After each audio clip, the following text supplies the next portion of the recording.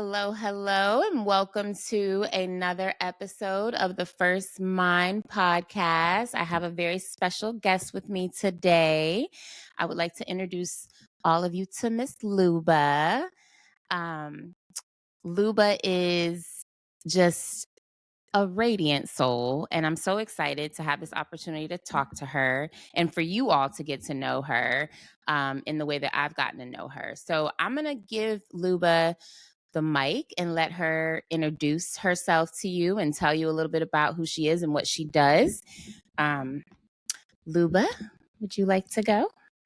Well, hello, everyone. Thank you so much for having me. I'm really honored, to be honest. It's funny when I think about our first interaction and how we started to talk. I remember you were like, but you don't really talk that much. So, like, what? And I was like, that's really funny that you say that because I actually have a lot to say. And I think I say it non-verbally sometimes. I think it's a lot of things that it's the way my mind thinks. So I try to like post how I feel and my way of thinking. But anyway, enough about that. Um, I'm Luba. Hi guys. Hi everyone. Um, I am first and foremost a lover. I'm a lover girl at heart. My name actually means love in my language. I'm Russian for most people who do not know that. And I am a social media content creator.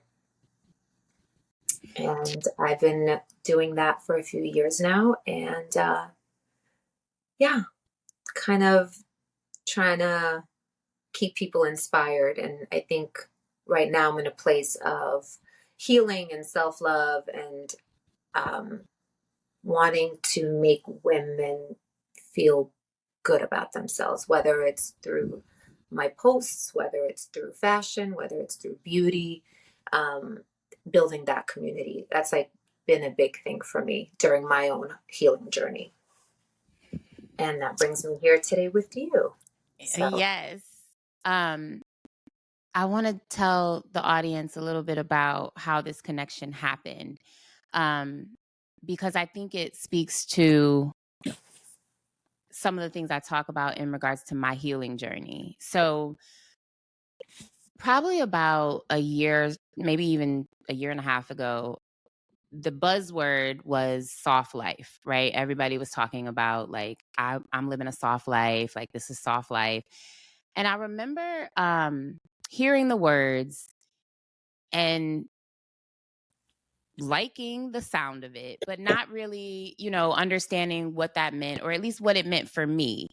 Um, and as I was going through my healing journey, I got to a place where I was kind of past the complaining, past the anger, and I was moving into a space of forgiveness and grace for myself, for people who I feel like had wronged me.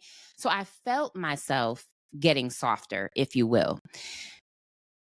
In that, I think I just started gravitating towards women who were exemplifying what I felt was a softness or a femininity, and just were kind of really in that energy. So I happened to stumble upon your page, and it was before I even knew like you were modeling. It was so funny because I was following you, and then ironically, one day, one of the fashion pages I follow, you were the model on the page. And I was like, that looks like the same girl who I follow, on my page. And then it turned out that it was. But I followed you, Luba, because your aesthetic is beautiful. I mean, that's a given. The fashion, the beauty, the, femininity, but also in the rare quotes that you would post, because you don't always post words, but when you would post words, they also had a very softness to them. Like it just felt loving. It really did. It really just felt loving. And I gravitated towards that energy because I think I was in a space where I wanted to learn more about that for myself. Like I want to be a lover. I want to say that, I'm a lover too. And I don't think I've always felt safe to say that or to be that. So that's what gravitated me towards your content for sure. And then we started it it went down in the DMs, I guess. Like, we started exchanging just little tidbits from the content that I would post and then from the content that you would post. And we would have these amazing conversations. And I just um, really knew that you were somebody who I wanted to get to know better and wanted to know like what your story was. So that's my story of how you came to be here. I don't know if there's anything you want to add, but that is what drew me to you. That is so sweet. Thank you. Thank you for that. I remember doing a retreat once with women, right?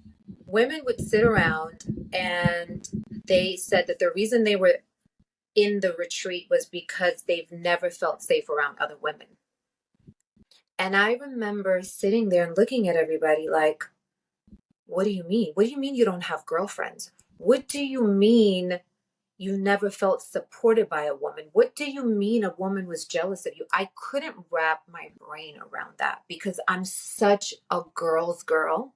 I am such a supporter of women. Like, I am the definition of girl code if we got to take it there. And I love women. I love women. I love bonding with women. I love hearing women's stories, where they come from. I want to hear the pain. I want to hear everything. I want to hear the joy, the pain, the story. I want to know story. I'm a very curious, inquisitive soul, you know? And you probably don't know this, but when I first started my Instagram page, it was strictly a quotes page. That's how people knew me. It was only quotes. Like what you do today is what I was doing back then. Back then, you didn't have the option of the slides and the carousel of like 10 things. But yeah, I would post a lot of quotes. And in between, I would post like a selfie or something. But that has always been my thing, right? So when I saw your page, I just right away was like, I love how she thinks. I love how she thinks. I love what she posts. And I gravitated to that, and I think that I don't really just follow just anybody, really. So that's kind of how I connected with you, and I'm literally, every time you post something, I'm like, oh my God, yes, oh my God, it resonates. And I think that when I do that, I may not post on my page, I post the stories more. I have a lot of women that reach out to me and say, oh my God, I needed to hear that. Oh my God, that resonated with me. Um, I love how you think. And that's like a really incredible compliment. Like, I'm still Mm-hmm. in a phase in my life of actually knowing how to receive a compliment because I've struggled with that for a long, believe it or not, even in what I do, when people compliment me, I don't even know what to say.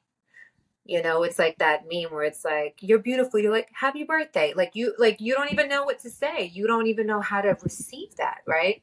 Um, so just connecting with women in not just fashion or beauty, even though a lot of women reach out to me and are like, thank you so much. I needed to see that, or I would love to see more of that. Or, you know, I love how you do your makeup. Can you do more of this? I love how you put this together. Or just even women saying, like, I bought that outfit that you just posted and I love it. And that to me is like, okay, I'm doing something here, That makes me feel good. Absolutely. That's like the compliment for me personally, more than just like, oh, I love your looks. It's like, okay, thank you. I'm grateful. I'm like, I thank my parents.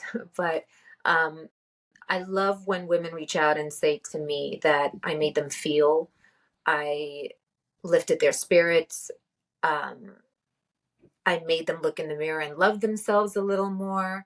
That is what really makes me feel like I'm living out a purpose, and maybe that is my purpose and how I connect with women and in my own self healing journey, really. That's how it all kind of started, more I so. agree. I'm also a woman's woman, and I've been very fortunate to have really good connections with women. I talk about that on my page all the time. Women have really been a salvation and a refuge for me. I think your content though, it made me like,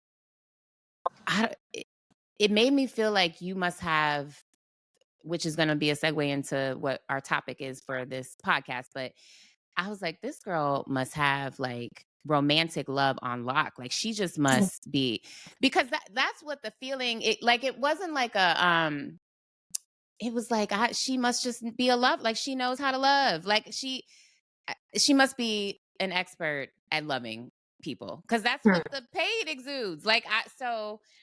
And then to find out that your name means love, like I think there is a lot of you know, energy that your vibration gives off that just feels very loving. And I wanted to learn that. Like I want to be softer. I want to be, more loving. I was coming off of just a journey that was, I was angry about a lot of things and upset about a lot of things. And I was trying to transition out of that and kind of seeking a more loving space. So that's what I saw.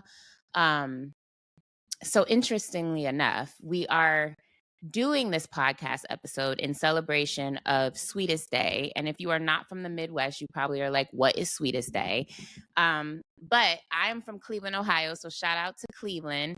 And we celebrate a holiday called Sweetest Day. And I was going to tell you the whole history of it, but I'll kind of summarize and say that Sweetest Day is kind of like a reverse Valentine's Day, if you will. So it is where the women are supposed to celebrate the men. So Valentine's Day is the day where, women get treated. And then Sweetest Day is the holiday where men are supposed to be treated. And again, it's some probably Hallmark person who developed this, but I love that. Not to cut you off, I don't think we celebrate men enough.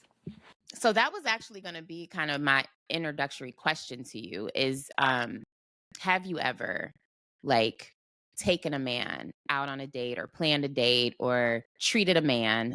I have. I think there were moments that I may have wanted to, and I wasn't given the space to do so. Because a man's like, I got it. I don't need this. It's cool. So it's interesting. Like we think about like, what is love, right? What is our definition of love? And I think for me, that's changed over the years. What I thought love wasn't, for me. I think my childhood plays a lot into that, and I don't think I knew what love was for a really long time. I think that I was on a quest for that, wherever I can get that, whatever that was to me, even breadcrumby, but I just want to feel needed and loved and appreciated just for being myself, I think that my last relationship that I was in really shed light on that, where I was like, wow, I've never experienced love before, And when you've never experienced healthy love, you don't know how to receive it. Because I felt safe in chaos before, So then when you have somebody that wants to hold you and be there for you and support you and love you, you're just like, the shoe's gonna fall off the other foot at some point. Like I started to self-sabotage, and I really started to be like, wow, I don't think I know what love is, like with myself, because I think love starts from within us. Mm-hmm. I think it's self-love, really. I don't think that, I don't know how to say, I'm not going to say that we don't know. I think we obviously we can love people, right? And we do love, and I have loved, but I think I think it's more so filling the piece, like just trying to find the missing pieces to yourself through other people. Mm-hmm. Mm-hmm. And I think So do you feel like you have traditionally been the lover as opposed to the receiver of the love? In my past, yes, right? I do feel like I was always the one giving. Okay. Because I just wanted the love back, Um, and I think you tend to question yourself, really, is that like coming from a place of love or fear? Mm-hmm. right? And I think ego is like a huge thing, you know? Um, and so I think that I was like that all across the board, not just with my romantic relationships or people that I was in situationships with. It was with friendships. Like I didn't want to rock the boat. So I wouldn't, I would people please for a really long time. So whatever you want, whatever, it's cool with me. I didn't have a voice for a very long time. And I think that when I started to have a voice, it was like it went from one extreme to another, where it Mm-hmm. almost felt like I almost was like selfish, you know, selfish with myself. Um, Finding the balance in that has been like a process. Because you're like, you don't know what it took me to get here. You don't know how long it took me to have a voice and to stand up for myself. You don't know how, you know what I mean? And like, people may not understand your journey or where it comes from. And they're like, oh, she's selfish, or you're entitled, or you're this, or you're that. And it's like, no, I'm just a little girl just trying to really be loved and Yeah. safe. And I think when it comes to romantic relationships, I think a lot of us, it's not there. Well, I'm not going to speak for everybody else, but for myself, um, it's just been a journey of love to me is unwavering. Love to me is growth. Love to me is being free to be you.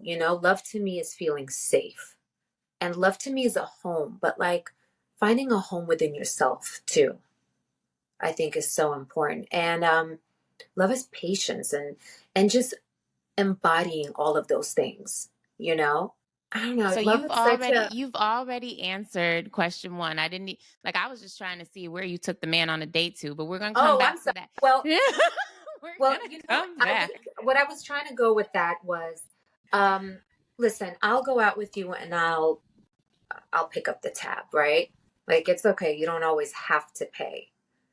What Like about but never like have you like taken a man on a picnic or like um catered to like we got Beyonce catered to you type energy? Like have you ever yes, catered to a man in that way?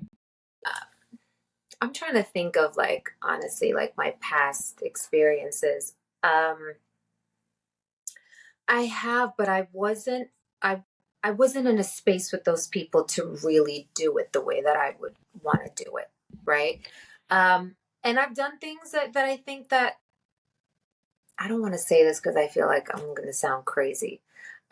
Not that they weren't deserving, but is that messed up for me to say? Where I'm like, I don't know, not that they weren't deserving of it, because it was coming from like a really good place, right? A pure space, but um, they didn't have the space to appreciate it for what it was at the time, for me, and So you gave it, they couldn't receive it. they couldn't receive, and then I happened to be on the other side of that, Mm-hmm. Yes.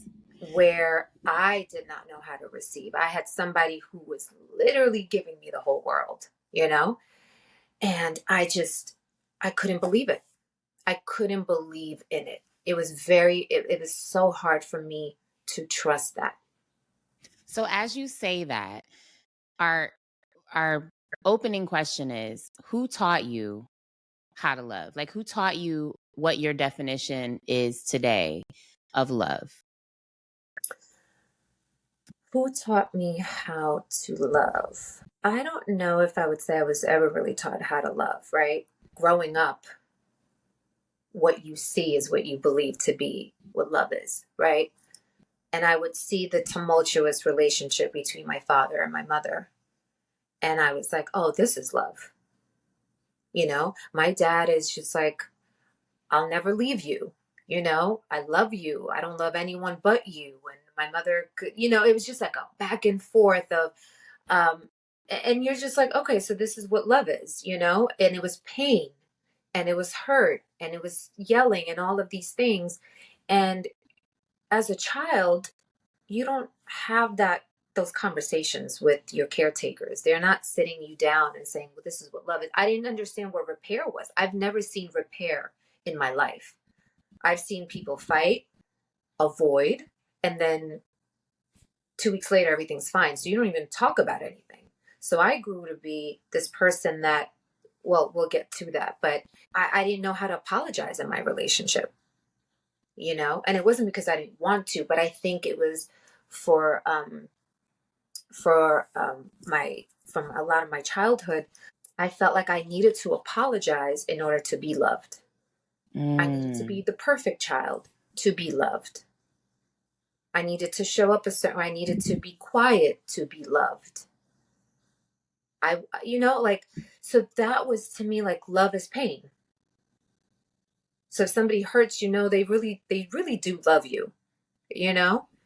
And and I think that when you really don't have a healthy understanding of what love is, like you're on this quest and on a search for that in your friendships, in your relationships, um, and you just look to other people to see what that is like.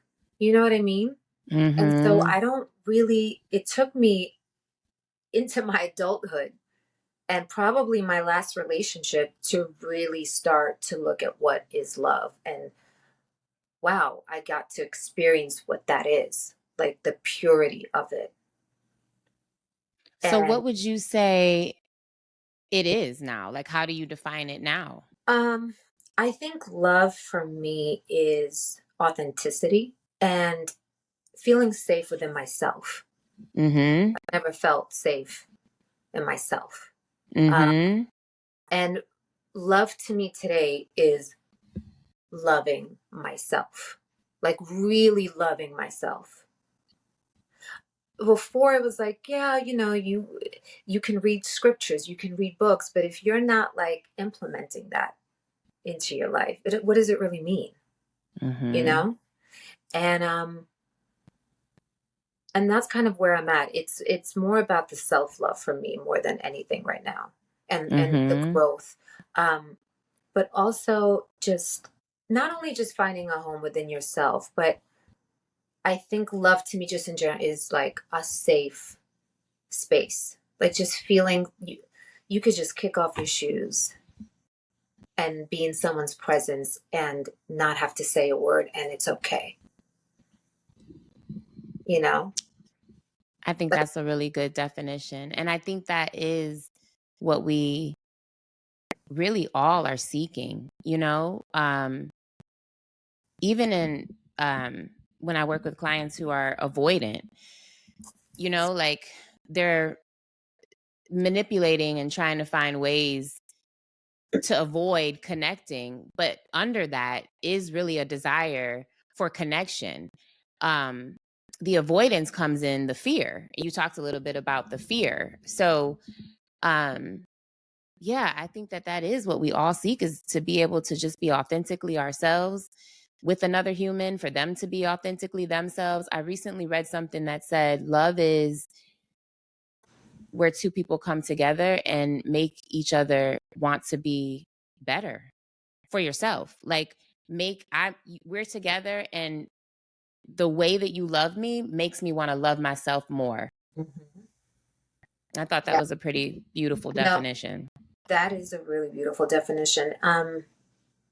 I think for me, I've always had this like I romanticize love, right? I feel like I can look at a person and say we love them. Yes, we love them for who they are, but I will love you for your potential too, right? I can see who you are underneath all of this, and how deep you can go. And sometimes, you know, um, people can only meet you as deep as they met themselves.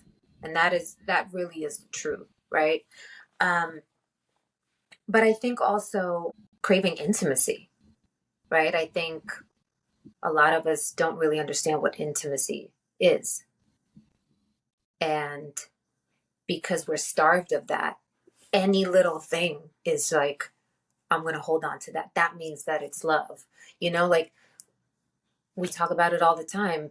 You think that you have the best sex with somebody, that is like the most toxic connection, but it's because you don't have anything else from that connection but that.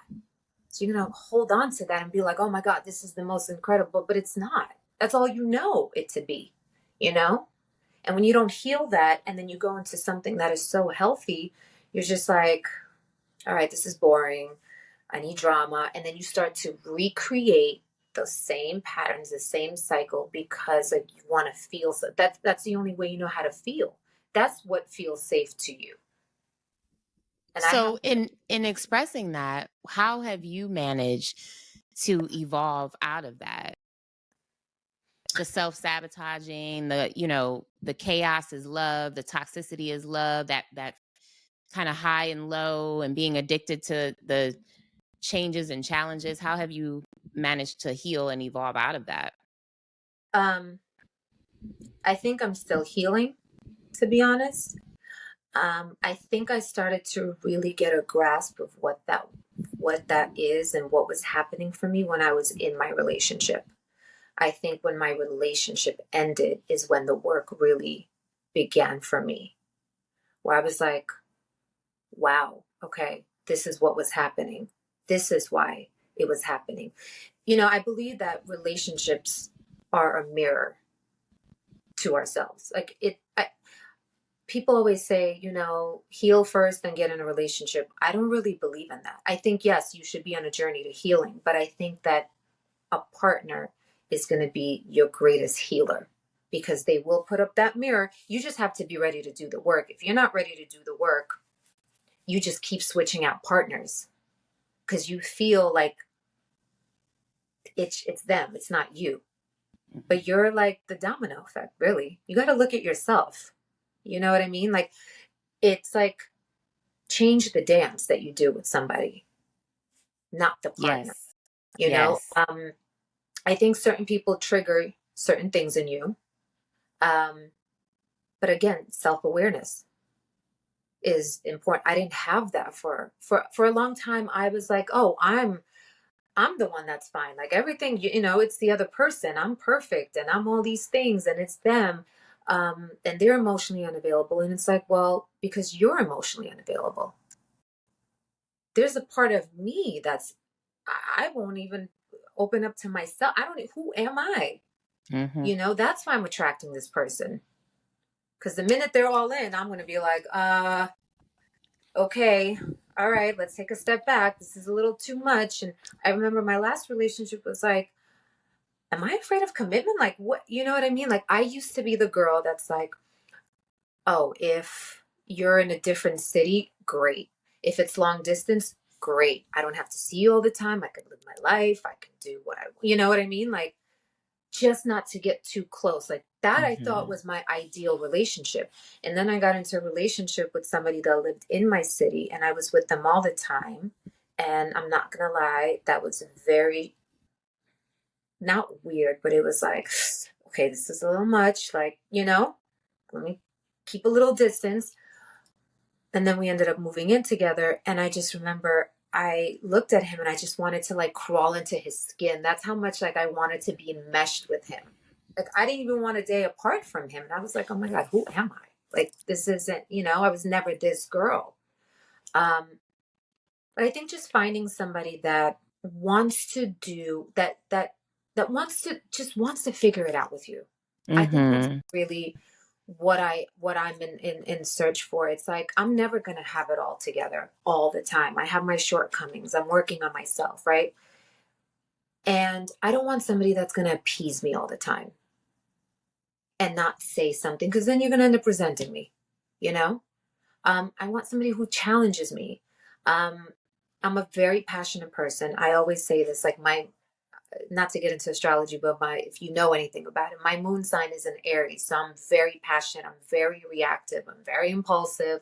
I'm very emotional, temperamental, all those things. Um, but like learning how to manage that, right? But still show up as me, just knowing that like I am going to be passionate. I am impulsive. I am reactive. But 5 minutes later, I'm over it, you know? And just somebody that's like, all right, not this is who you are and I'm just gonna, but challenge me. And Yeah. knowing that, it's like we talk about when somebody's like, why do you want to argue all the time? And it's like, I'm not arguing. I'm trying to communicate, but you take it as arguing. I think that's like, all right. that's your work to do. If you find that I'm always constantly to you, I'm arguing, maybe you don't know how to communicate effectively. I don't know how to communicate. I'm still learning how. I tend to shut down, and that's just as toxic as anything else in a relationship. So having somebody who you can work through that together with instead Yeah. of it, yeah, being a competing thing. Iyanla Vanzant, she defines intimacy as into me see. Mm-hmm. So when you were feeling like, and I've had those experiences where I preferred to have a long distance relationship, and I do understand now what that's about. But what do you think your fear was of somebody seeing into you? If intimacy is see into me, like what do you think the fear was? If somebody saw the real you? Um, that I wouldn't be loved for me. Um, I think that we accept a lot of you know things in relationships and friendships is because we think that's what we deserve. That's what we're worth, you know? And I just want to be, I think I just always wanted to be just loved. Yeah, I think that fear and anxiety of being truly seen for who you are and being loved for the messiness that we can be, and just loved fully and completely, is an anxiety that a lot of us have. A lot of us struggle with that. Um, and I know for me, a big part of that was having just, and maybe you can speak to this for yourself, but having a caretaker who really I had to work hard to receive love from. Like I had, like you talked about perfectionism and things of that nature, but I really had to, you know, be the top of the top. I felt the best of the best in order to receive love from my caretaker. And so in therapy, a lot of times, and you and I talked about this before we started recording today, but my therapist would say we tend to gravitate romantically towards the people who emulate the more complicated parent. So whichever caretaker or parent that you had more struggles with, that's who we tend to pick up and kind of desire later on in our adult romantic lives. And so I feel I was often drawn to people who were going to make me work hard to love them. I was going to have to jump through a lot of hoops. I was going to have to, like I was really like, and I liked being in that energy of having to prove myself. Like it was like I wanted the challenge of like, let me show you that I can be loved. Like so, a lot of my, even when I think about it, and I talk about this on Come Hither Energy, it's easy to sit in this space of all men are horrible or all men are dogs or whatever it is, but I really had to get to a place, and this is where my life started to change and transform, where I said to myself, but why are you attracted to this type of man? Mm-hmm. Like, I'm the common denominator. I'm choosing the people. So why am I like, if every single person I'm choosing is making it a struggle to love them, Uh-huh. there has to be some onus on my part Mm-hmm. that I am the person who is choosing these people, and why am I choosing them? And once I asked myself that question, a whole level of awareness Yep. unlocked itself. So Oh, self-awareness is everything. Accountability is everything. I think what you just said, it's the performing for somebody. And I think to myself when I was in my relationship, my recent one, I remember, wow, I don't have to perform. I can just like throw my leg on you and not say anything and I'm okay, you know? Um, I don't know what that was. I've never had that. And so I think when it goes back to you saying, like, oh, have you ever done anything for somebody like nice? Yes, I have. But I think it was more for to want to be loved. There was something that was yes. like, it wasn't as authentic because if I do this, you'll love me. If I do that for you, you'll accept me. You know what I mean? I think in my last relationship, my journey really started with my last relationship, to be honest. I think that he was a catalyst from my growth and my transformation. Um, and I actually started, I could be myself, but I was always fearful. Like, I was always just waking up and thinking to myself, wow, I don't deserve this. I don't deserve to be loved like this. Like, it was a constant thing in my mind. And I don't think people really understand the battle that you have internally. Like, you can't just wake up, they're like, oh, have a positive mindset. No, when you really don't believe you're deserving of something or someone, there's no scripture, no affirmation that is just going to have you wake up the next day and be like, oh, this is all. No, I'm thinking the worst case scenario. I'm thinking you're going to leave me. You're going to not be with me. And it's almost like a self prophecy in a way, self And I fulfilling think what, prophecy. Like, it's yeah. crazy. And I think what happened in my journey is I thought, okay, well, this happens to me romantically, so I'll just stop dating. Like Mhm, I'll just stop dating, And so mhm, I went through like 3 years after my dad passed away where I just didn't date. And but I did take some big risk. And so in that, what I started to learn is the self-worth stuff, it doesn't just show up romantically. Like nope. now it's like I'm trying to get, I'm applying for positions and I'm doing things that I've never done before. And it creeps into those, like Absolutely. it's, you start to feel like, oh, I'm not good enough for this opportunity, or I'm not good enough, to start a podcast, or who's going to want to Mhm, hear me. Or so it's really like what I came to understand is the universe is going to give you that lesson. Like you cannot escape the lessons. Like you can't skip them, you can't escape them. Like you are going to get the lesson. So the retreat, the isolation, whatever it is that you think that you're doing to avoid getting mhm. to a place of loving yourself and really showing up for yourself, it's going to come to you in other ways. Like you just can't avoid that work. I think that for majority of my adulthood, I didn't know what that meant. What is work? What is shadow work? Like, we don't know these things. We're not taught these things. Um, so it was just autopilot for me, you know, and attachment to not even so much people, it's attachment to the wounds that we've not healed. And it's the fear of detaching, it's fear of letting go. What, you know what I mean? Like, why was I stuck on those experiences? Why was I stuck? It's not even the people. It's because it's literally the same patterns, the same thing that's happening over and over and over. It's just a different face and a different body, you know? And it caught up to me because I got into a healthy relationship and I was like, I don't know what to do with this. I don't know how to nurture this, you know? I was so I think so much in just I think it was more so I was so disassociated from myself that So you is don't that so when realize. you talk about, are you referencing your last relationship? I am referencing, I think a lot of my lessons really So came do you my do last you relationship do you feel like you sabotaged that relationship? to a degree. I want to say this. I do believe that it takes two people to co-create a reality. Okay. Mhm. I think a lot of us will beat ourselves up for making our mistakes. Have I made my mistakes in that relationship? Yes, for sure. I take accountability and own my side of the street, you know?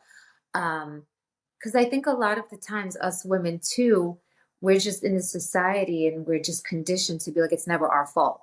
It's always the man, and we're speaking on like we're acknowledging the men today. It's not always us. I mean, it's not always them, it's us too. And I Yeah, think because that's where the even as growth you comes in mhm. to really Even be like, as go ahead. even as you talked about the performance is really a manipulation. You know what like you talked about, like it's Yep. not it doesn't feel authentic, but that's what it is. The performance is I'm going to try to perform in a way that makes you love me. And Mhm. that really is manipulative when you think about it. Um, so yeah, I agree that my life drastically changed when I was able to look at myself instead of it being somebody else's fault all the time. I think for me, in my relationship, it was like a wake-up call, you know? It was a wake-up call. Um, but I think too that, listen, we don't have the tools, right? We don't know what that is.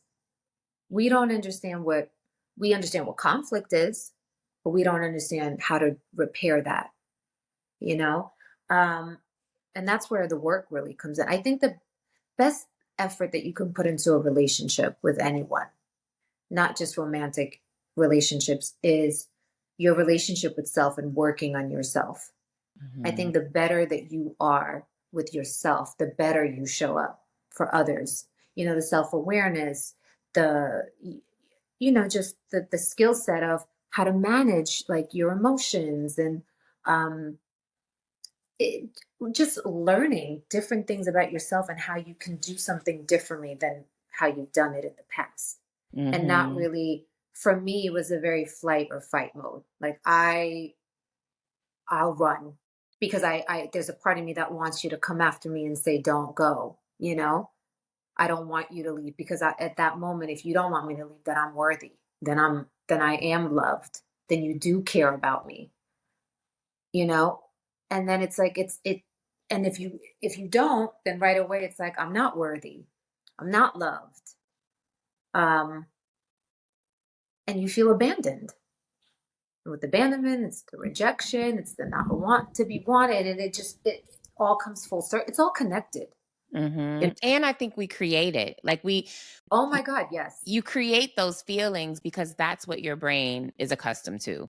So you Yes. create the abandonment. Like even if you don't realize you're doing it, like you Mhm. pull away, like you said, so that they can pull you back in, and sometimes they don't pull you back in. Um a big lesson that came to me recently, one of the first episodes that we did was with psychologist Dr. Lewis Wallace, and we talked about attachment styles. And learning about my own attachment style has been, eye opening in and of itself, but also other people's attachment styles. Because what this Mhm. now has helped me understand is that a lot of times, what I was maybe perceiving as some sort of mistreatment really has nothing to do with me. Like I was making myself I did a whole video on this. Like I was the reason why people were mistreating me. The Mhm. revelation that people are mistreating people because that's just who they are, that's their attachment style, that's their Mhm. experience, that's how they learned how to love. That also was very transformative to me. Like when I, you know, meet a guy and I really am into him and then he doesn't call the next day, I'm making that about me. But really, it could be that this is a human who doesn't call anybody any day because he is Mhm. afraid to Yep. show up and be seen. And that doesn't have anything to do with me. That's Yep. how he treats all the women. Like, so that was a very eye opening experience for me, too. Attachment styles is crazy. Like there's a book that my therapist at the time, recommended. It's called Attached, and it was Yes. eye opening for me. Um, Yes. but I do remember sitting with my boyfriend at the time. I'm like, let's do the attachment style quiz because I just want to understand you better. And he was like, why? Men are just, and I'm like, but that's a way of connecting. That's what it is for me. It's like a connection thing. Like, this is how I can connect with you. I want to better understand you and you better understand me. And I think when I really started to dive into that, and I almost feel like I became a therapist in my own relationship. And we don't want, who wants that too? You know what I mean? Um, but I think for me personally, my boyfriend was my father. Everything that I've been searching for was in front of me. And I think that was another fear of like, I lost him, that means I'm going to lose you too. And I think that I became so comfortable that I almost, like, that little girl in me was acting out because I felt I can be that little girl again. Because really, it's just that little girl standing in front of somebody and being like, I want you to love me, you know? But it's really us that has to love that little girl or that little boy, you know, and show them Yes. different and reparent. Like I never really understood the concept of like you got to reparent yourself. And you're like, I where think do you start? Yeah, I think one of the things that has been unique about this space is, for whatever reason, the women who come to this podcast are really lovers. Like they really are on a journey of learning how to love themselves so that they can love men better. So that they can relate better to men. And what I sometimes feel, the energy of the men, I don't know if they're always ready to receive that, I because that does take that. a level of your own introspection, a level of, like you said, you can only meet people as deeply as you meet yourself. So that takes you have to do some very uncomfortable work of getting to know your inner child and figuring out what you didn't get and what you missed. And I think by nature, men are not really taught to practice that. I mean, we don't have a whole lot of resources and skills either, despite I think what society thinks. Like women just, are born to love. Like it doesn't really happen like that. But I think there is more space and opportunity for us to have conversations. Whereas men, that's frowned upon. My hope is that, right now I'm sitting at an 11% male viewing rate, but I'm hoping that I can start to get some men interested. I'm looking to bring men onto the podcast. I have plans for that, but I really want to get men invested and engaged in this conversation of healing, because I just don't get how, if all the women heal Mm-hmm. and the men don't, Mm-hmm.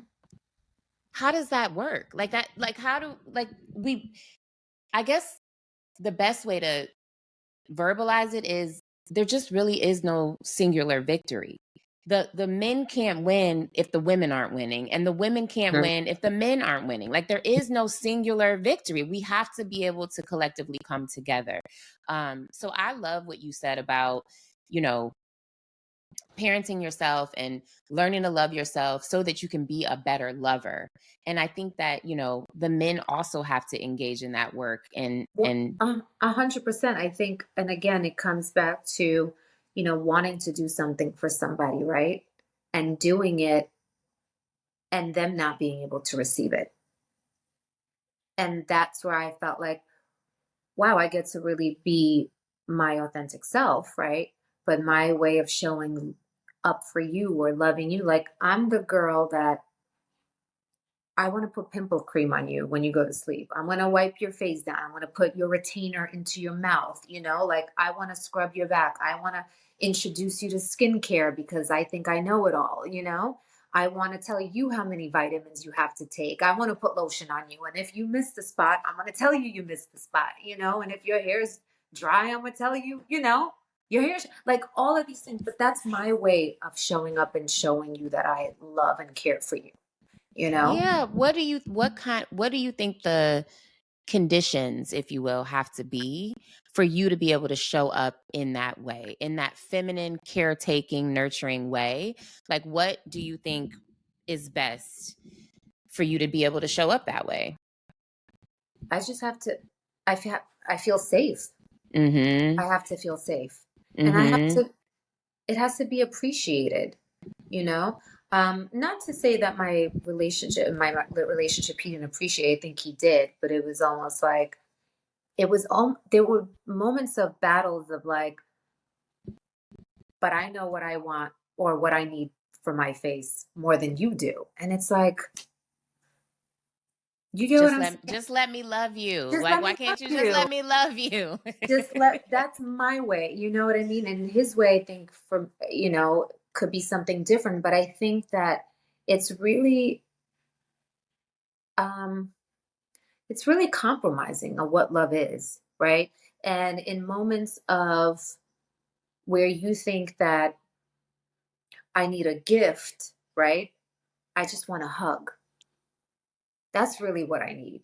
Like I don't care about that. It's great, but I just want a hug. I just want you to hear me. I just want you to really be curious of where my pain comes from, why I am the way. And I'm not saying this in any way of tolerating bad behavior, you know?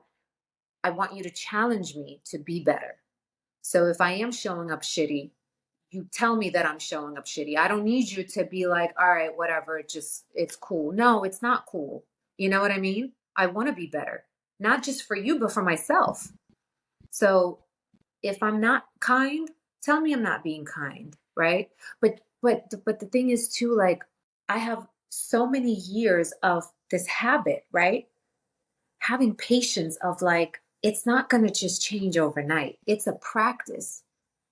You know what I mean? And you made me more aware of it than someone else before you did. You know what I mean? I also didn't have that connection with somebody the way that I have with you. I wasn't close to somebody the way that I was close to you. I can honestly sit here and say that no man from my past has known me like the man that I was with. Mm-hmm. Like nothing. Doesn't know me inside, nothing. They don't know like how moody I am in the mornings, how bitchy I can be sometimes, how loving I can be. My pain, my past experiences, have seen me fully know make just being me. There's so much more to it, but I think the part that's not sucks about it, but I find interesting is like obviously, like I said, it takes two people to tango and to co-create and really just I also think I want to make a point about this. I don't think that the amount of relationships someone has had makes it successful or equates to being successful relationship or that you know more about relationships than somebody who has been in, let's say, one or two, or has never been in a relationship. They're just learning just how you should be learning because I don't think relationships are failures. I think they're all lessons. Mm-hmm. But I don't think because someone had 10 relationships, 5 relationships more than you have, that they actually know how to be in relationships. I don't think that at all. I think you should question yourself why you keep going from relationship to relationship. And what are you not learning along the way? We talk a lot about our dads. We both lost our dads. But one of the things that you said to me that has stuck with me is we both exchanged this story about how we learned how to swim. Mine Mm-hmm. was in a pool, yours was in the Black Sea. Mm-hmm. But we talked about how our dads, my dad spent a lot of time training me and preparing me. And then one day he just threw me in the deep end and was like, save yourself. And Mm-hmm. I feel like I have utilized that for a lot of my life as a metaphor for what this journey is. It's a lot of sink or swim, save yourself, you got to figure it out. And my dad, I think, really wanted to impress upon me that I have the capability within me always to save myself. And so you talked a little bit about that experience with your dad who taught you to swim in a very similar way. But what you said that stuck with me is you don't want to have to save yourself like that anymore. Like you don't want to have to do the drowning and say like, Mm-hmm. and I had never thought about it that way. So as we go into like the last question and kind of wrapping this up, we talk a lot about Sierra's prayer and, Mm-hmm. what was the prayer? What's Luba's prayer? And thinking about, I know you said you don't want to have to save yourself or, do that drowning anymore. Like, what would be your prayer, if you I will? think for me now, it's interesting because I can honestly say that I've lived out Sierra's prayer, right? But I was operating in trauma. And that's a tough thing. It's really tough because when you actually get what you've wanted your whole life, what you've dreamed of, you know, the man, the house, the life, the everything, right? It's just like, it's right here in front of you and you have it. I think what changes the prayer for me is help me sustain it. Help me become the woman that can sustain that. How do I need to be her to sustain that? that for me is like working on me and becoming that woman versus I want the relationship. I had the relationship. I was living out my answered prayer. I was just operating in trauma. I agree. That is, if I have any anxiety left about love, that is the anxiety, is that I'm going to get everything I want because I just feel it in my soul that it's on its way. And how am I going to be able to receive it? Because that will be a new journey for me. I've never received love, the kind of love that I Right. want. So I agree that I think that is a really good way to frame the prayer is just, can you make me ready? Like, can I be ready? Can I sustain it? I wasn't prepared fully I didn't have the tools, the skills. Like I didn't know, right? The prayer also comes with having a man though that can walk side by side with you. And what goes back to saving, I don't need you to save me. I just want you to hold my hand while I save myself, however way that is, right? And I remember in my relationship saying like, I want to be my best self for you, right? Being our best self for ourselves is a given, but like, I want to be my best self for you. Yes, you saw me at my lowest, you saw me at my worst, you saw me in my good time, but I want you to experience me, right? My best version of me. And I remember the words like, well, you should have been doing that. And that is like, whew, that's a dagger to the heart, because I think that's really unfair. I think that I want someone to say, I want to be here to see that, like, wow, there she is. I knew that that little girl was coming out. You know what I mean? Like that feeling of like, I think love is really somebody walking with you and healing you. I think love is healing, Yes. honestly, you know, Yes. and seeing it through. It's how rewarding is that, you know? But I And don't think, listen, I'm not saying that that needs to be with everybody and that should be like abuse or anything like that. We're not talking about that. Um, but really just being curious about what that pain is for the other person, why that's coming up for them, why they're fighting, why are they sabotaging, why are they running? It's not that they want to run. You know what I mean? Like, no, that's not it at all. But just finding the this the space for the curiosity and for the understanding of like what shapes us is our past experiences. We're not just these people that just like wake up and like operate in this way. No, that's like all taught, learned behavior, self-protection.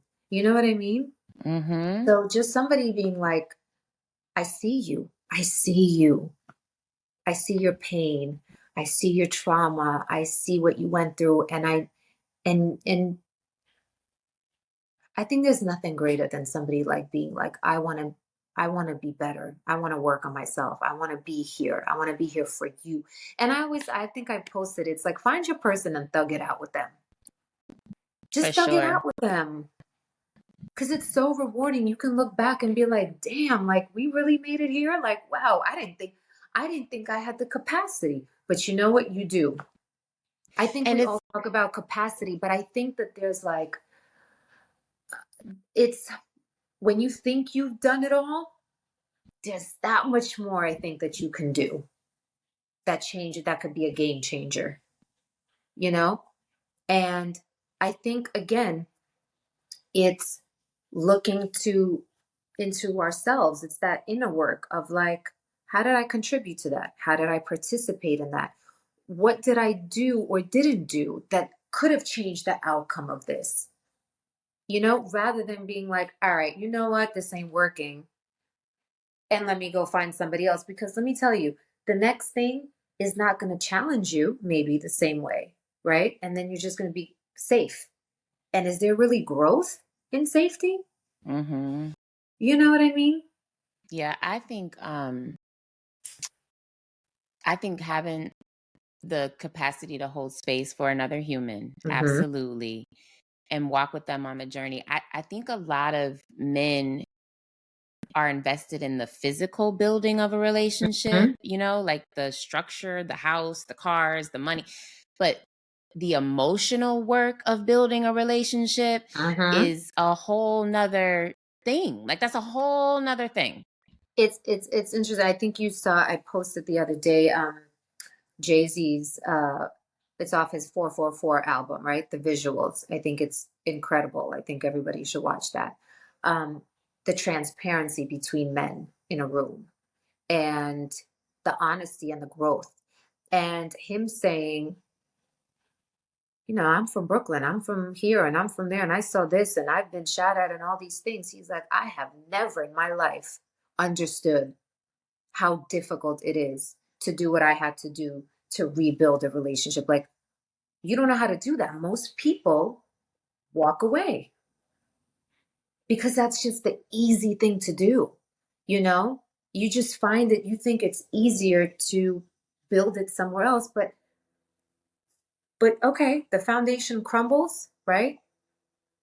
Like he said, maybe it wasn't built on 100% truth, right? But what do? That's your person, right? You love them.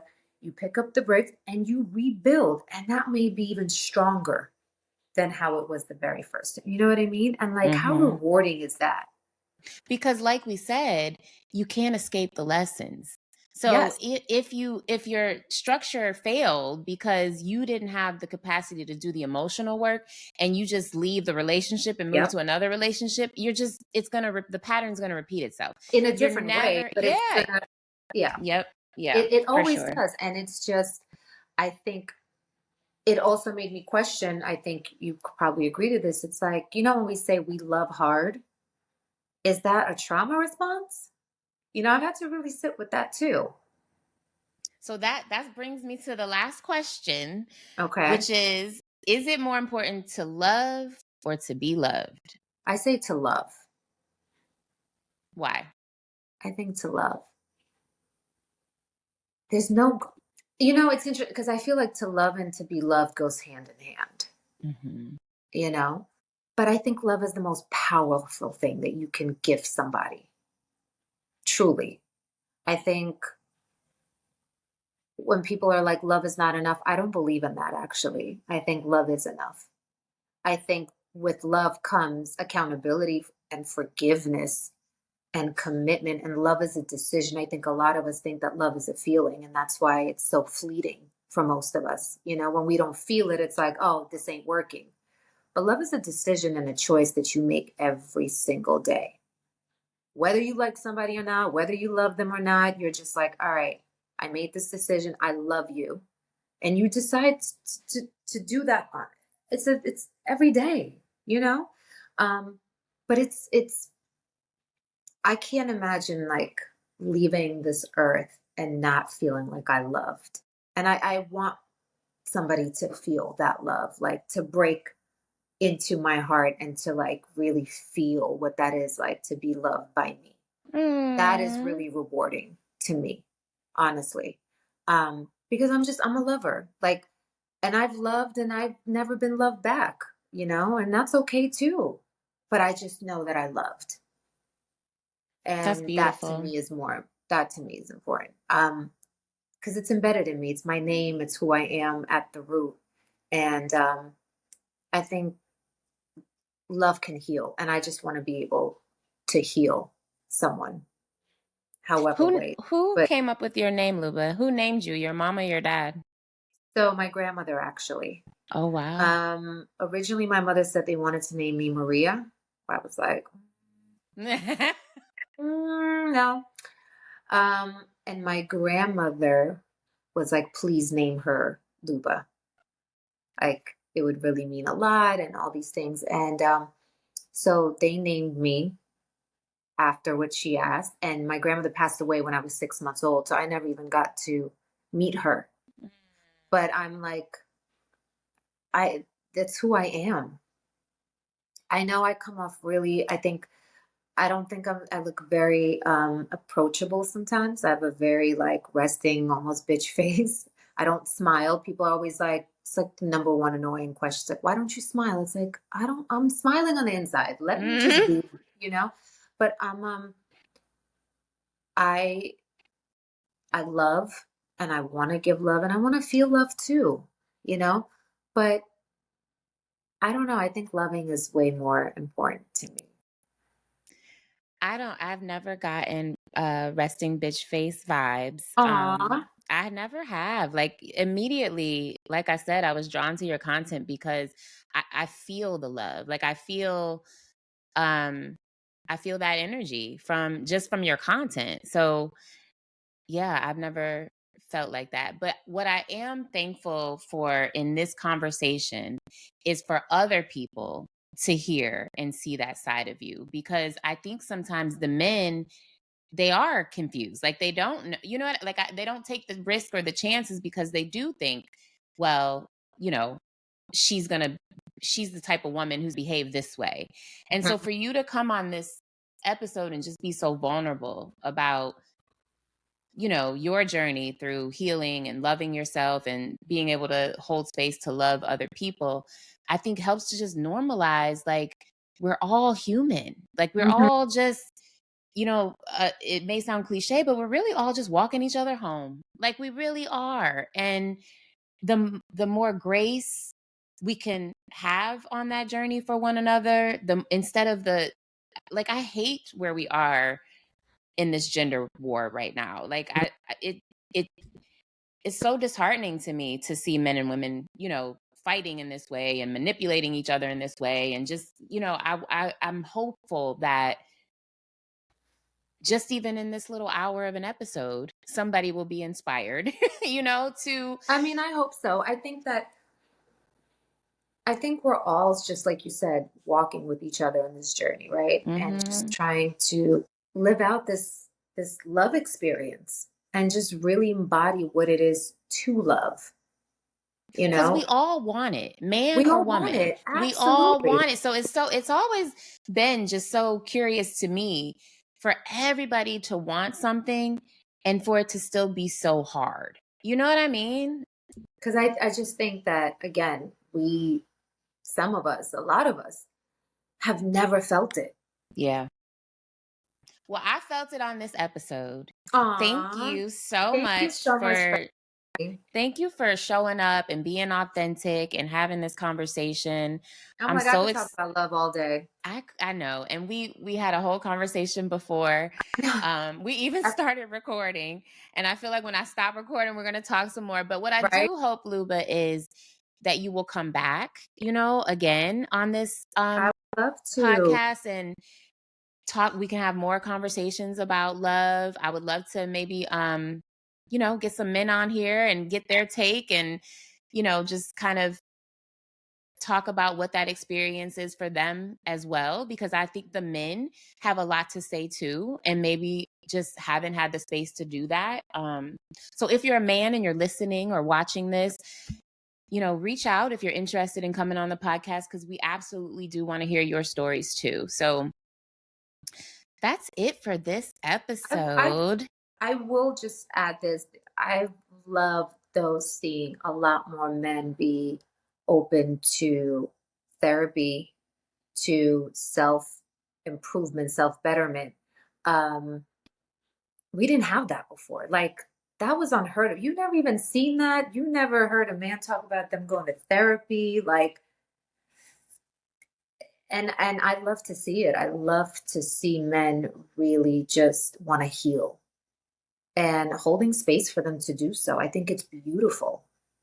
I agree. I'm in a place in my life, you know, and I have some male friends who disagree with this, but it would be difficult for me to try to partner with somebody who hasn't done therapy, because I've done so much of it. 100%. I think my question moving forward for whatever relationship, and I'm not ready by any means to date. Like, I just want to be with myself for a while, and I've been that way since my breakup. Um, where I've actually went inward, like really just sat with myself. Moving forward, it's like, do you go to therapy? Have you been to therapy? Where are you with like your healing journey?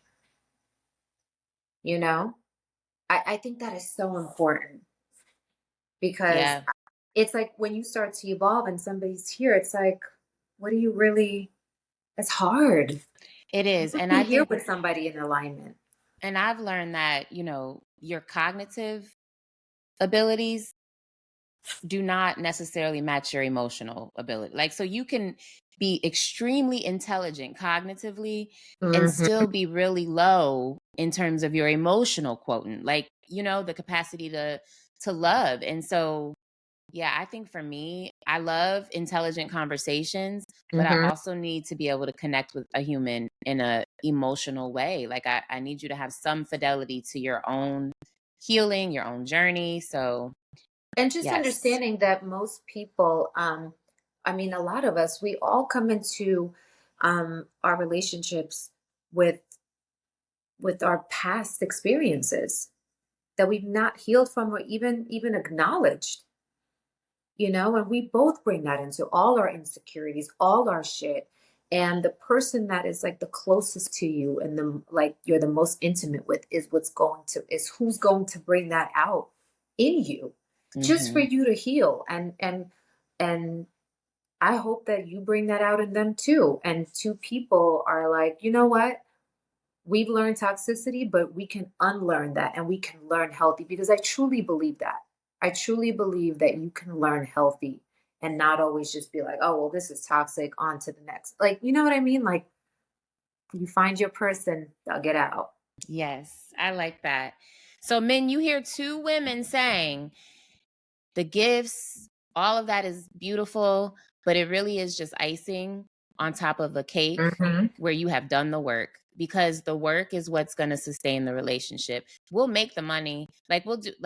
I'll provide the most beautiful paradise for you to make all the money in the world, but I have to have a feeling of safety, of security, to be the woman and the feminine energy that facilitates that. So yeah, yes, men go to therapy.